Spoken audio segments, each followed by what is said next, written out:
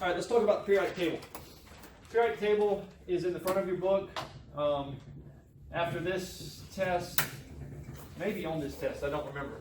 Definitely on the quiz next week, you won't be able to use the periodic table. And this is why. Because I want you to memorize the first 20 elements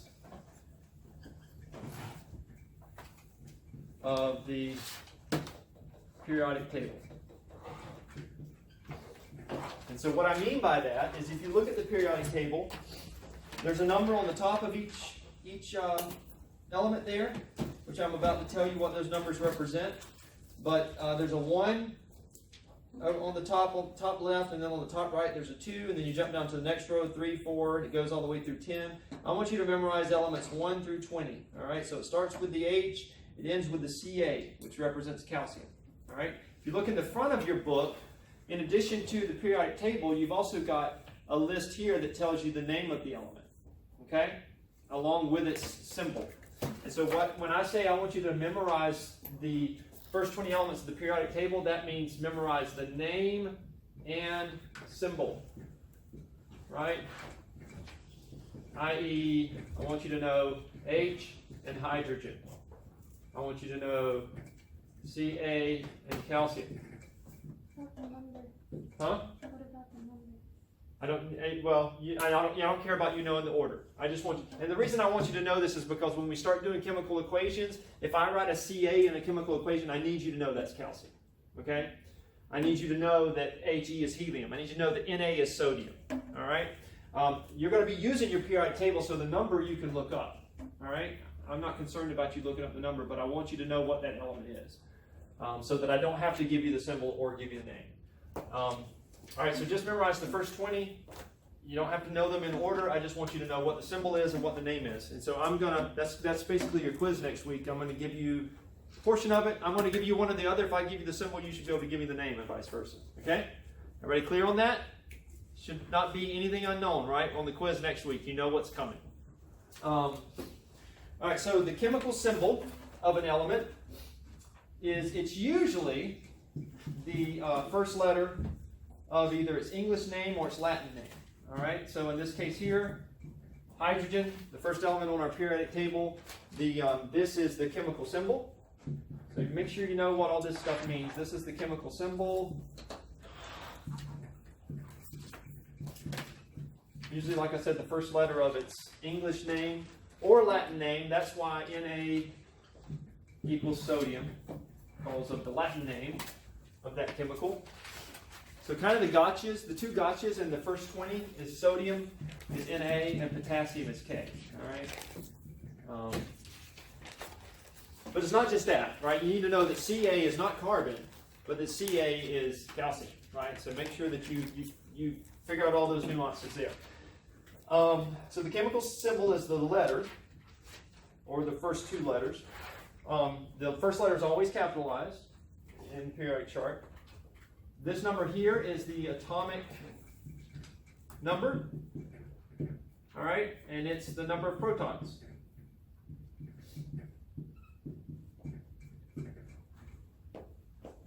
And this number here, the 1.01 at the bottom of hydrogen, that's the atomic mass,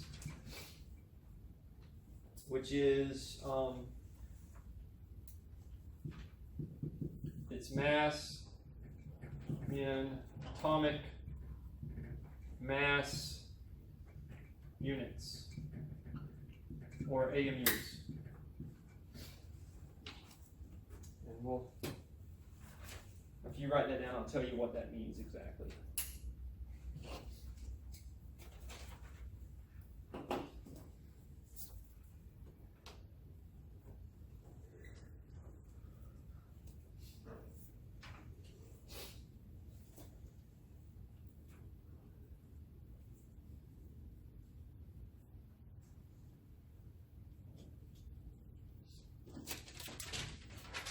All right, so atoms are very, very, very small, right? We said they're so small, we don't have a microscope that's powerful enough to see them. And so when we talk about the mass of an atom, I mean, it's negligible, right? A housefly weighs about a gram, right? If you've ever picked up a housefly that you just squished its guts everywhere, right? Wait, what? You don't squish the housefly's guts? It's kind of hard to even catch them. You can't catch them with chopsticks? No. No? Only seen You Danny do can? that in Karate Kid. Right. That's how I've seen Yeah, it this is a happen. Karate Kid reference. So, yeah, they're just very, very light, right? That's a gram. That's about a gram. I think we said a paperclip weighs about a gram, right? Well, this is like 10 times 10 times 10 times 10 times smaller, right, than that. So it would be one of those weird scientific notation numbers that if we had to write this in grams, and so what we do is we write it in AMUs, all right? But I do want to tell you what an AMU equals in grams, and you don't have to memorize this. I'll give you this on the test, but you just need to be able to use this conversion factor to convert between one and the other. All right, so 1 AMU is equal to 1.66 times 10 to the negative 24. So it would be this 166 with 23 zeros in front of it. Yes? It might be a dumb question, but if it's too small to see, how can I measure it to that? How Does can they make measure sense? that? Yeah, does that make sense? That precisely? Yeah, if it's that small. I Right. can't even see it. It does, and the way that we're going to learn some more about that later on, as far as when we learn about Avogadro's number, when we celebrate Mole Day.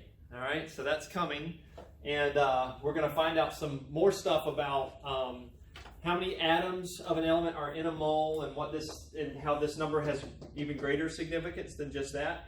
And so we've measured larger amounts, and this magic number that I'm going to share with you later on, you can then divide that and you can figure out, you can narrow it down to one atom. But yeah, we're working with much larger quantities whenever we measure these, right? But that's a good question. And so I think that'll start making more sense when we talk about moles later on. I don't know how soon that's coming. We celebrate it in October, but I don't think that our text is going to line up with the actual day that we celebrate Mole Day. But I will fully expect everybody to wear a mole costume that day, and or at least come with several moles on a necklace around your neck, something like that, you know. And when I say moles, I mean like the little creatures, not the stuff on your face or whatever. All right, so anyway, one AMU is equal to this many grams, and so you should be able to convert from grams to AMU and vice versa. Now that you have this conversion factor, you should be able to do that. Like I told you guys at the beginning of the year, conversions between units, that's not going away, right? We're going to be doing that all year long. It's just we're going to be doing it with units that you're not as familiar with, like AMUs, right? I don't know if they taught you guys this in physical sciences. This is the first time you've seen this or not, right? But I've given you what the conversion relationship is, and so now you should be able to convert between one and the other. So let's do an example and test that out. We're on page 69. Do an example 3.1. And because these numbers are extremely small, this is where we need to make sure that you know how to enter in scientific notation in your particular calculator. So I want to make sure that you guys can do this problem on your calculator and get the right answer, okay? So it says the atomic number of gold is 79. So if we go down our periodic table and go to number 79, you'll see that the chemical symbol for gold is what? AU, right? So that's another one of those weird ones. It's not after the English name. It's not G or GO. It's AU, and so they tell us what the atomic number is, and they want to know what the mass of the average gold atom is in grams. So if I had one gold atom, what would the mass of that one gold atom be? In grams, right? I know it in AMU, and so what is the mass of a gold atom in AMU? 196.97. 196.97, exactly. So 196.97 AMUs is the mass of a gold atom. They want it in grams, so I'm going to use this conversion relationship. I'm going to put my AMUs on the bottom because that's the unit I want to cancel out, right? That will make sure that cancels out, and then I put the grams on the top because that's the unit I want to end up with. So 1.66 times 10 to the negative 24 grams. when I multiply that times 196.97, I should get an answer of 3.27. 27 times 10 to the negative 22 grams. And so I want you to take your calculator that you're going to be using for this class, take it now, and make sure that you can get that answer. Make sure that you know how to enter it in. Use that. All right, so let's talk about, everybody's clear, I want you to memorize the first 20 elements, the symbol, and the element's name, right? So I want you to have that for the first 20 next week. They're not going to be in order, but they're going to be, I'm going to give you part of it, you got to give me the other part. Okay? All right, defining atoms. All atoms have equal number of protons and electrons. So, here's my question. Could I ask you for the number of electrons in a single carbon atom? Could you tell me that? What is it? Isn't it 6? It's 6, because carbon has an atomic number of 6 on the periodic table. That means it has 6 protons, but if we know the number of protons, we also know the number of electrons, right? Because they'll always have the same number of protons and electrons, all right? So if you know the atomic number, you know both. Interestingly, the overall charge of an atom is 0. The net charge of an atom, the electrical charge of an atom is 0. That's because it has the same number of protons and electrons. What makes that so interesting is that a proton has a mass that's about 1,800 times more than the mass of an electron. So it's significantly larger than the electron is, and yet the charges balance out. So pretty cool the way that God made that, right? I mean, think about that.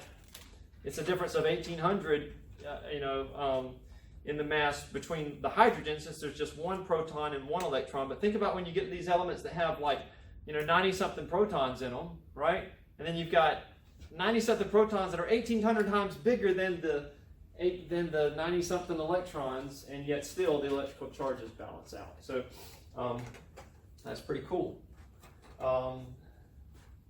If things weren't neutral like that, we would be in trouble. If these atoms were more volatile and didn't carry a neutral charge. So thank you, Lord, for balancing out the charges in an atom. Though an atom will have the same number of protons and electrons, we've already seen that the same element could have atoms that have a different number of neutrons. And what did we call those? Anybody remember? Yes? Isotope? Isotopes, right? So an isotope is the same element, but it's with varying neutrons, right? So we talked about carbon again, for example, and carbon, there's carbon 12, there's carbon 13, and there's carbon 14, which is a radioactive isotope, which we'll talk about in just a moment. But those are all carbon. And I told you last time that with isotopes, remember, isotopes behave chemically the same. Right? I could use any of those in a chemical equation and they would react the same way because they have the same number of electrons, protons and electrons. But the neutrons can vary. And so this is something that we need to define, the mass number. All right, the mass number for an element is the sum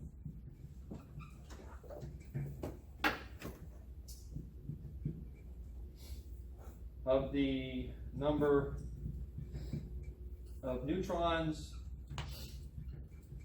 and protons.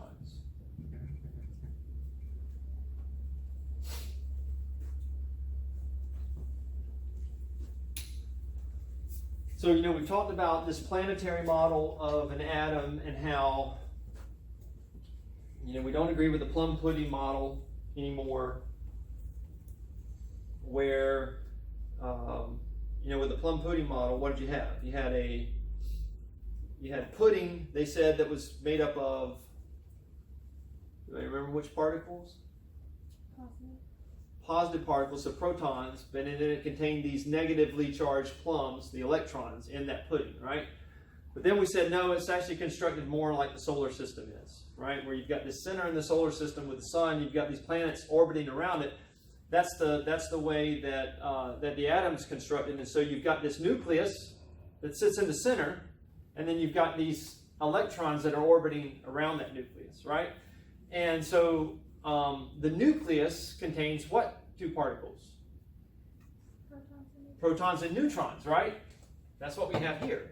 So it's a sum of the mass number basically tells you how many of these subatomic particles are in the nucleus, right? It's the total number of neutrons and protons put together.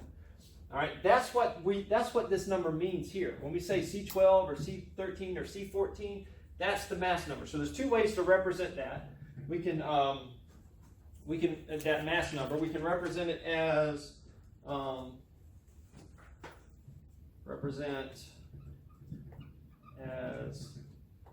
symbol dash the mass number, or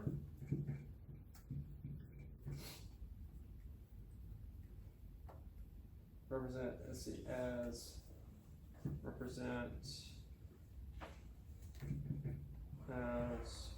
a superscript before the symbol.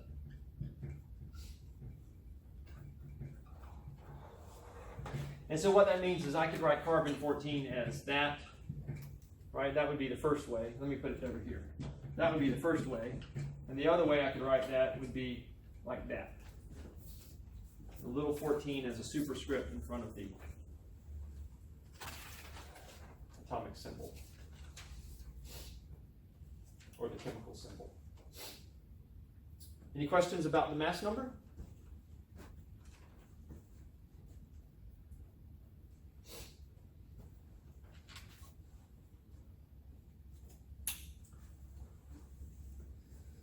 So if I can look at the periodic table and see that carbon has an atomic number of 6, and I tell you that this particular atom is a carbon 14 atom, then you should be able to tell me how many protons, how many neutrons, and how many electrons are in that atom, right?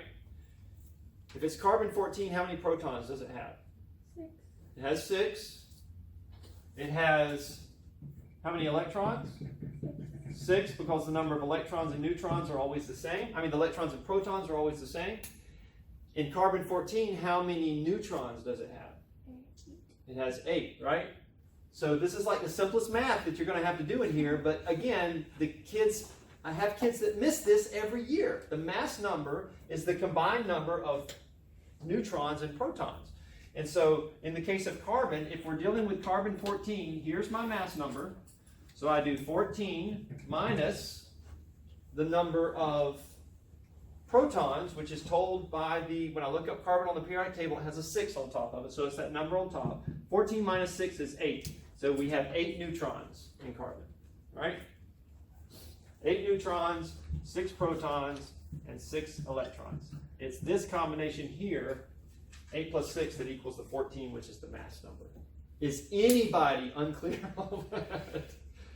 I'm always shocked. I'm like, really? This is like the simplest concept we're probably going to teach in here, but I still have students miss that. So I want to make sure that's clear. All right, let's do an example. Page 72. And it's basically what we just did for carbon, but I think they want us to do it for silicon. So page 72.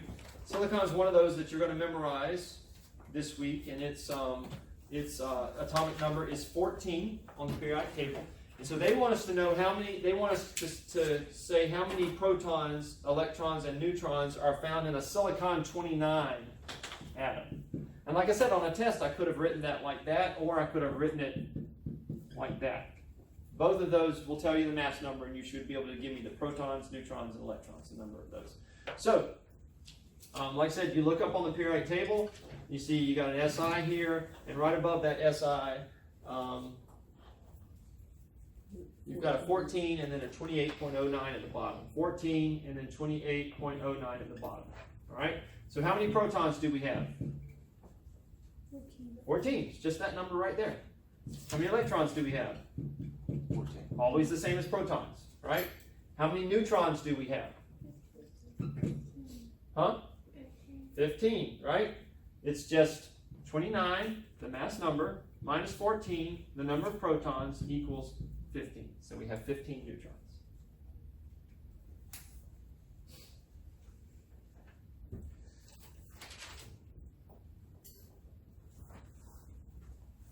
All right, let's see.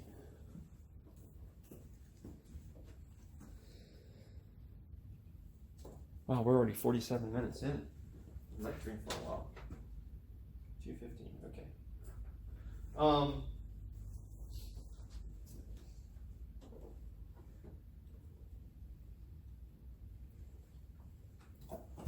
Just in case you're thinking this, and I can tell by the expression on the last class's faces that nobody was actually thinking this, but in case you are, right? If you're thinking, well, wait a minute.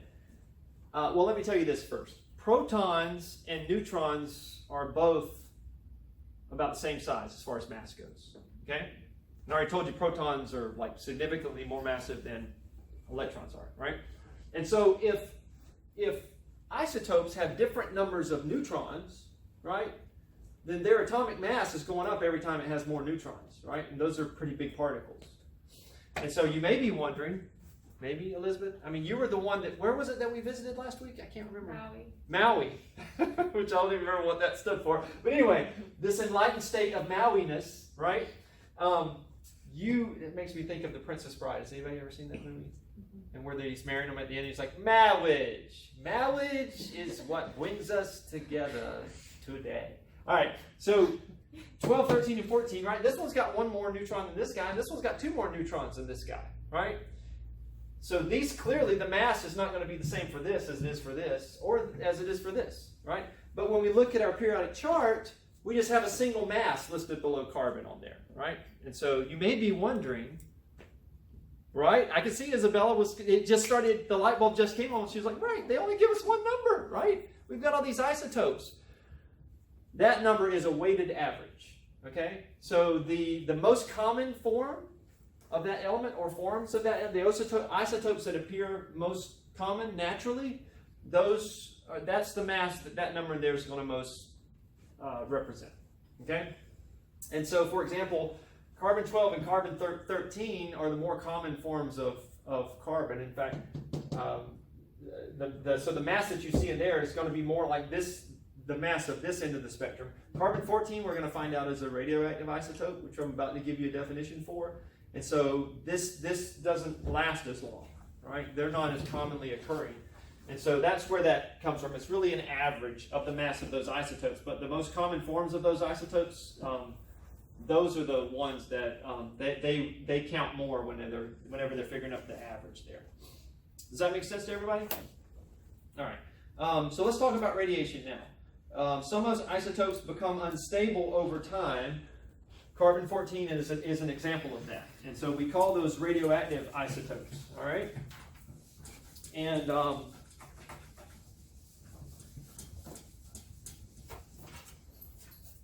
remember, isotopes behave chemically the same. Even if it's radioactive, it will still, while it exists, it will still behave chemically the same in a chemical equation. But radioactive decay is the spontaneous breakdown of an atom's nucleus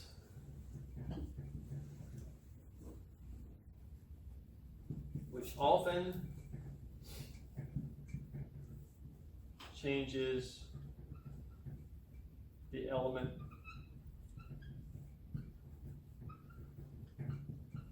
to which the atom belongs.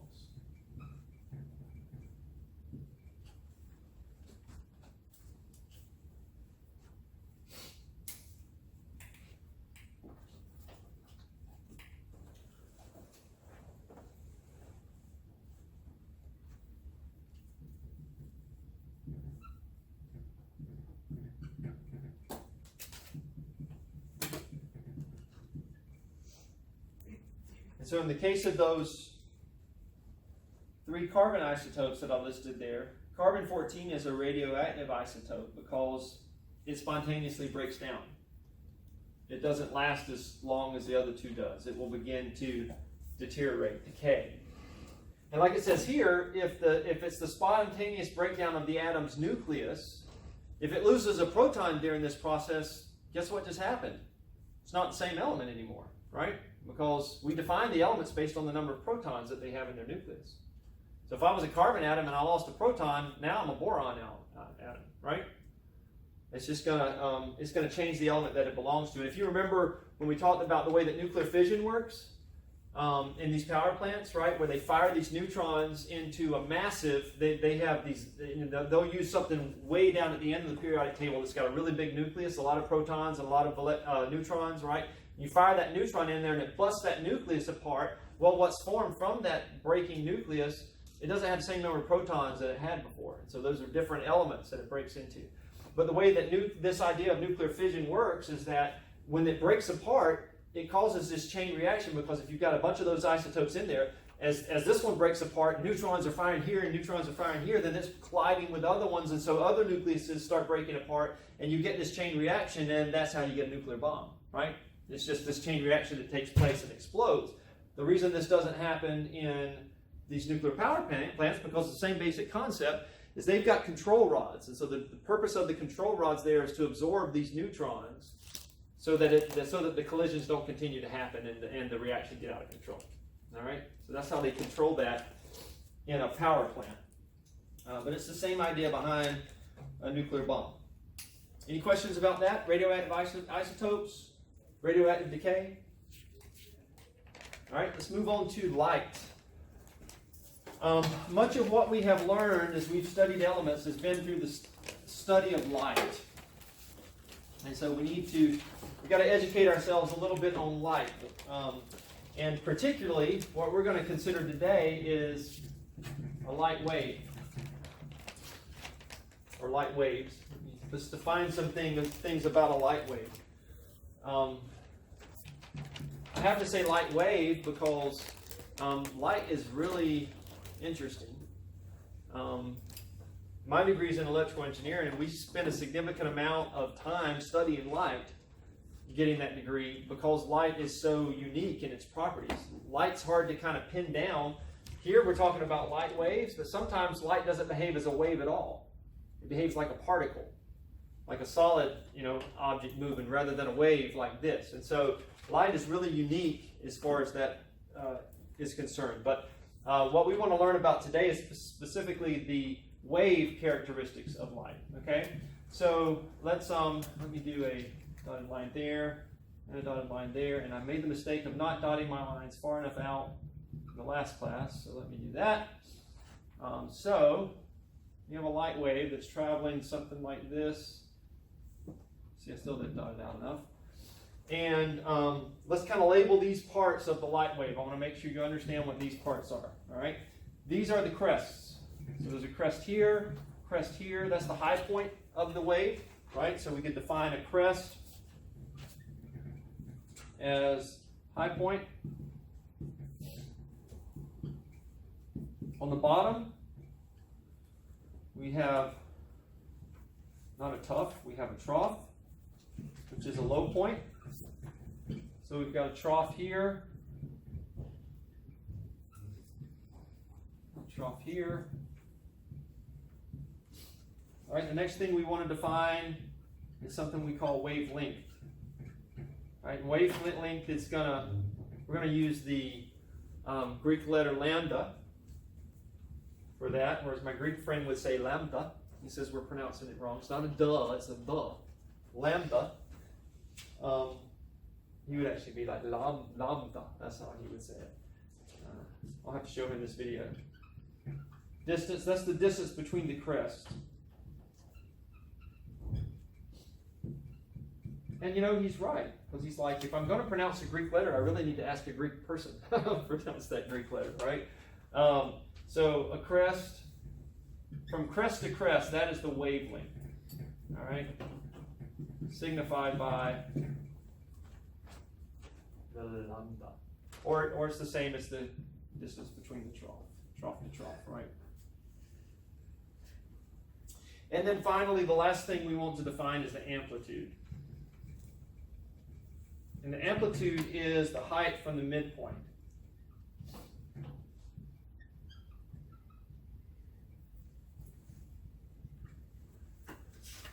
All right, and so that's this distance here, right?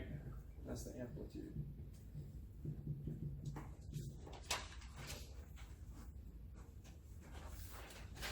And you're going to, thankfully, you're probably going to say thankfully, you're going to learn way more about this in your math class than you are in here. But this is, when you start dealing with sines and cosines and all that kind of stuff, you know, you're going to talk some more about this. If you've already done that, you're kind of ahead of the game, right? Because you've already learned some of these terms. So that's a light wave. And if you think about this idea of wavelength, you know, the length of the wave, how long the wave is. Forgot my H right here. Wavelength has to do with this next concept that I want to talk about. And I'm going to give you an equation for that. And this is for frequency. We got wavelength here. And I'll tell you about C in just a second. But I'm going to give you an equation for frequency, which is C, which is a constant value. F equals C over lambda, over wavelength. Okay? And this concept makes sense if you think about standing in the ocean, right? And a wave hitting you in the ocean.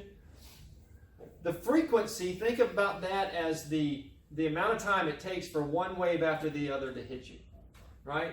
And so if you start counting those waves, they'd have to be counting really fast for us to say so many waves per second. And they'd have to be coming really fast for us to say so many waves per second. What we might say something like, okay, I had 7 waves hit me in a minute, right? 7 waves per minute. And so that's the way frequency works. It's how often are those waves, is the wave passing a specific point as it's traveling along? How many times does it pass that point per second, all right? So that's what frequency is all about. And since we're talking about light, the C here represents the speed of light. Like I said, that's a constant value.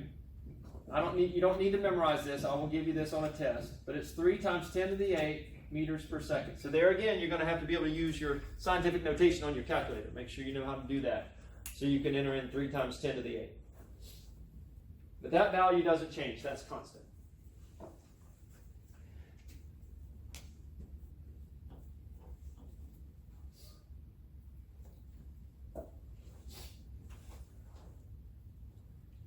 So the C does not stand for crest. No, it stands for speed of light. It's a little c.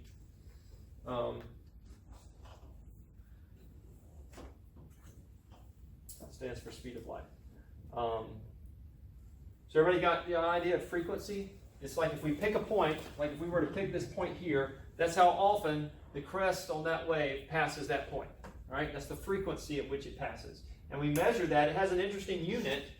If you punch in the units for this, for frequency, C has a units of meters per second, right? And lambda, wavelength, that's a length measurement. And so it's going to have, we measure length in here in meters, right? Or some variation of meters, centimeters or whatever. So if wavelength is in meters and the speed of light is in meters per second, then the final unit for frequency, if you remember whenever you have a fraction over another fraction, if we say this is m over 1, right? And whenever you have a fraction over a fraction, then you can take what's on the denominator and multiply the reciprocal of that times the numerator, right? To get rid of all these fractions. And so this would be the same as meters per second times 1 over meter. And so the meters cancel out. So your final unit for frequency is 1 over a second, or per second. And that makes sense, right? How often is this wave passing this point per second? But we have another unit that's named after a scientist. I can't remember if he's a scientist, mathematician, probably both. But the unit is hertz. So we typically represent frequency in hertz. but hertz means per second. 1 over s is the same as a hertz. Questions about that? Is that clear? The other thing that, what? Does F equal hertz? F, the unit for frequency is hertz. Just like the unit for length is meters, the unit that we're going to use for frequency is hertz. Okay? The other thing I want you to note is that F and lambda are inversely proportional. All right, nobody could impress me by telling me what that was in the last class. How about this class? Anybody know what that means?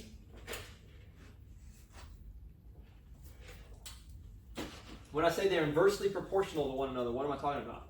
Are they inverted? Inverted in what way? What do you mean by that? I actually don't know. Well, you tried. You try. I've already got your name on the board. I would definitely written it down for trying. Yeah? Is it like inverted, like positives and negatives? Not really. It has to do with the fact that this is on top of the fraction over here, and this is on the bottom of the fraction here. And so what it means is that the importance of recognizing that values are inversely proportional it means that since this is constant, C doesn't change. As lambda goes up, as the wavelength gets higher, if the wave gets longer, what happens with frequency? It gets stretched out. No. It's the opposite, because this is on the bottom of the fraction. Think about it. If we have a fraction here, if I have 1 over 2, and I make this bottom number bigger, if I do 1 over 8, this overall fraction just got smaller, right? And so the value for frequency gets smaller as wavelength gets bigger. And the reverse is true. Frequency gets faster as wavelength gets smaller, all right? So you gave it a guess, Nathan. Good try. And so think about that. Makes sense if you're standing in the ocean. Sometimes in the ocean you have these short waves that are coming one after the other, and other times you have waves that are just sort of basically kind of still, but then you'll get these waves coming in every now and then. Well, if the wavelength is longer, then it's going to take longer for those waves to get to you, so the frequency with which the wave is hitting you is less, right? Wavelength is bigger, the frequency is less. If the waves are really short in size, they're hitting you much more rapidly, right? So the frequency is higher that way. Does that make sense to everybody? Okay. So just something to note, that as one goes up, the other one goes down. And that's what we mean when we say something is inversely proportional. Also, something kind of cool, for visible light,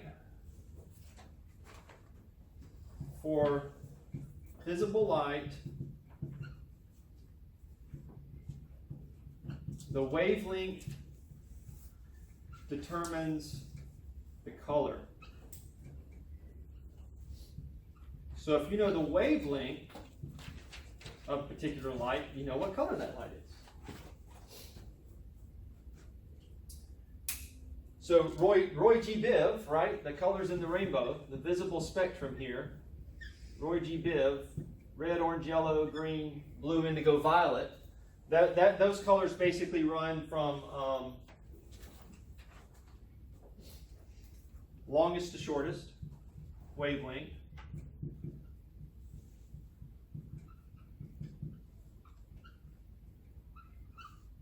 And the actual values are, write those down, 750 nanometers, 450 nanometers. And I'll tell you what a nanometer is in just a second. But you can see on page, where is it? Around 76.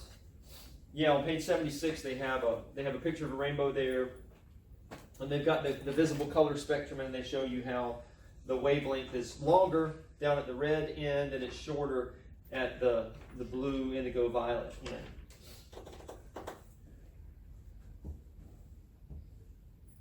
So what is a nanometer?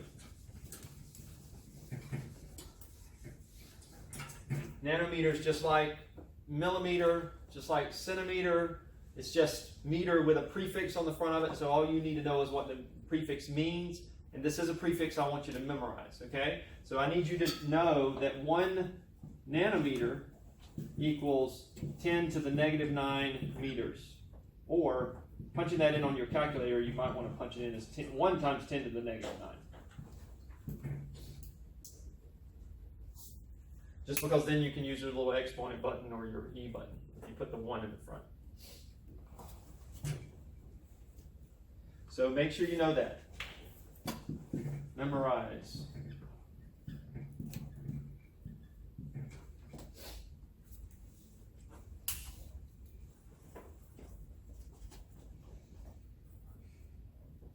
Oh, I just realized something I forgot in the last class. That I needed to tell you guys. I did the example and forgot to tell them this other important factor, which is that the amplitude of the wave determines the light's brightness. So the bigger the amplitude, the bigger the brighter the light is. So let's do an example so we can use that equation over there. And also our, we'll see. We'll see if you can tell me what else we need to use. All right, so the example is in the book on the same page that the rainbow picture was. Showed the wavelengths of the visible light. And it's example 3.3 on page 76. And so it tells us that the wavelength of a shade of blue light is 475 nanometers. So they give us a wavelength of 475 nanometers. And they say they want to know what the frequency is in hertz. So what is the frequency in hertz? And they tell us, like I will give you on the test, they remind us that the speed of light is actually 3.00 times 10 to the 8 meters per second.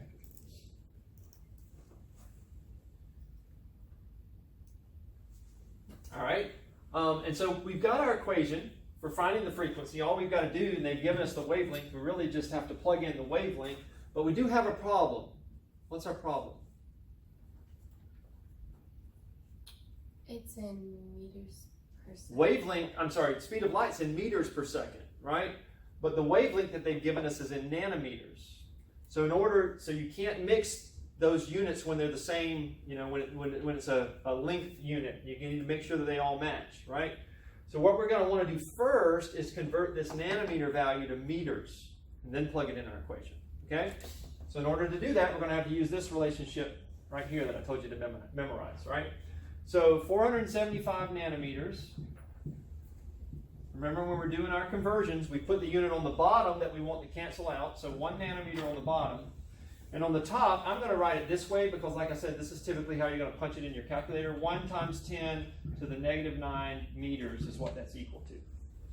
And so remember, when I write this down, guys, this is saying 475 times 1 times 10 to the negative 9 over 1, right? So that's, you're going to be punching into your calculator 475 times 1 times 10 to the negative 9. So I just want to make sure everybody's clear on that.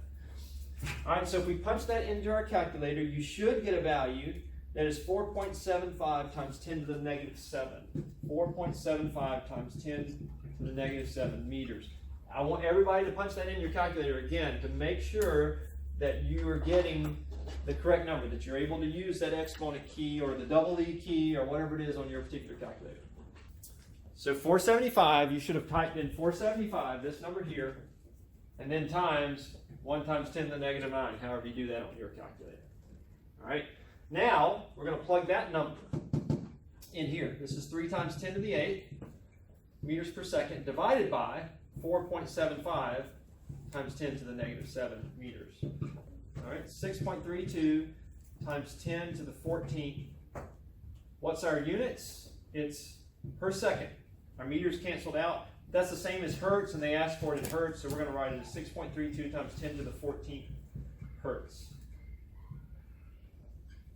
By the way, I would highly recommend that you circle or put a box around your answer whenever you give it to me on a test, just so I haven't been unable to track anybody's down yet, but sometimes your answer is not where I expect it to be. So put a box around it so that I know here's the final answer right here.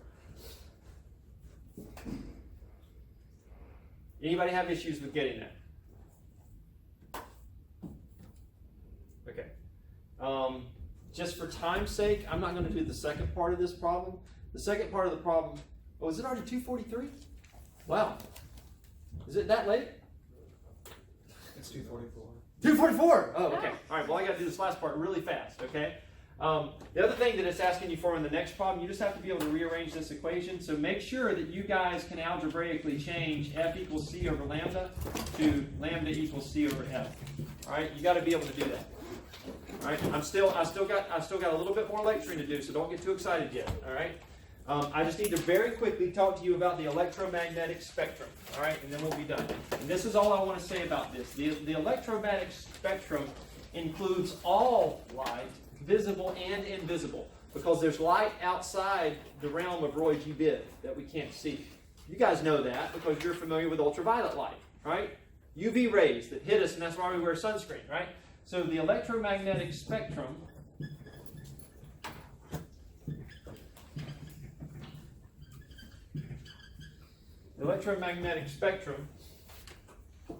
is bye, love you.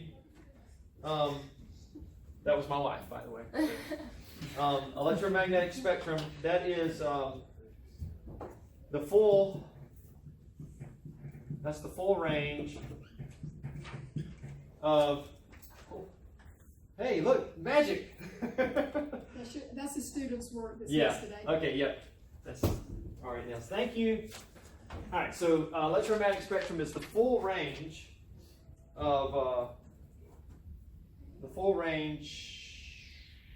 visible and invisible light. All right, and this is what I need you to know as far as that goes. You know, I think my Fitbit has done this to me before, where I thought I had more time and it didn't update. So this is what I want you to know: light with a wavelength longer than red, because remember in Roy G. Biv, red's got the longest wavelength. Light with a wavelength longer than red includes infrared light. It's what remote controls used to always be. That's why you had to have line of sight. You had to be able to see the device you were pointing at. Infrared light, microwaves, and radio waves. All right? We're not too concerned about those waves, right? You guys all have microwaves in your home, probably, right? We have remote controls that use infrared light. We turn on the radio, so radio waves are passing through our body all the time, right? But I'm willing to bet that none of you have an X-ray machine in your home. Am I correct? Well, Nobody, I don't see anybody here turning into the Incredible Hulk, so I don't think you're getting regular doses of gamma rays, anything like that, right? There are light waves that are in the opposite direction of the spectrum, okay? And so those are the dangerous ones. Light, that's the second category. Light with a wavelength shorter. Remember the violet light was the one with the shortest wavelength. Light with a wavelength shorter than violet. And so if it's shorter, remember, since wavelength and frequency are inversely proportional, that means higher frequency. Light with a wavelength shorter than violet includes UV rays. Again, we wear sunscreen to protect us from that. X-rays. You don't want to have too many X-rays. And gamma rays. Like I said, you'll turn into the Hulk if you get too much of that. And all of these all kill living tissue. All right, so that's the more dangerous, that's the dangerous end of the spectrum there. And there's actually a diagram on page 78 that kind of lays that out for you. But I just wanted you guys to see that. I wanted to make sure that you knew that. Like I said, light is amazing. It's really unique. Light is both a particle and a wave, depending on how you're looking at it. And I don't think that that's a mistake that God made. I don't think there's any coincidence that Jesus, when he came into the world, he said, I am the what of the world? Light. The light of the world, right? So, I mean, it's one of the most complicated things we study, and that's how the Lord spoke of himself. So, anyway, let me know if you have any questions about that, and hope you guys do well on your test, and Lord willing, I will see you next week. Have a good one.